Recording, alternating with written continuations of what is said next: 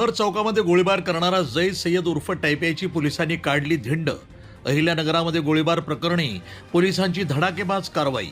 गुंडांची वरात काढत कायद्याचा दरारा प्रस्थापित। अहिल्यानगर शहरातील कायदा आणि सुव्यवस्थेला आव्हान देणाऱ्या गोळीबार प्रकरणामध्ये अखेर पोलिसांनी ठोस आणि धडाकेबाज कारवाई करत गुन्हेगारांच्या मुसक्या आवळल्या आहेत।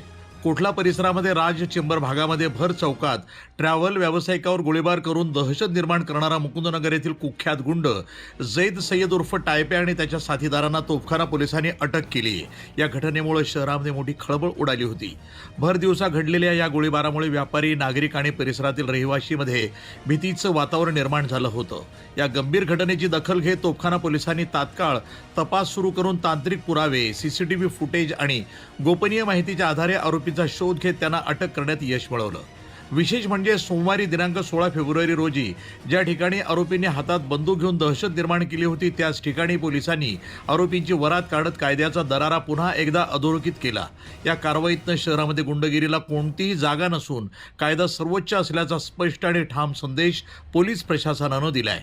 दरम्यान या धडक कारवाईमुळे पोलीस प्रशासनाच्या कार्यक्षमतेचं सर्व स्तरातून कौतुक होत असून नागरिकांनी सुटकेचा निश्वास टाकलाय।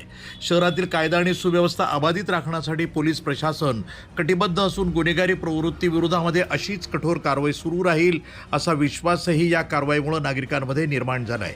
या घटनेमुळे कायद्याचं राज्य प्रस्थापित करण्यासाठी पोलीस प्रशासनानं दाखवलेली तत्परता आणि कठोर भूमिका पुन्हा एकदा अधोरेखित झाली आहे। प्रतिनिधी मोहसिन शेख, वृत्तसंपादन विभाग, न्यूज टुडे 24, अहिल्यानगर।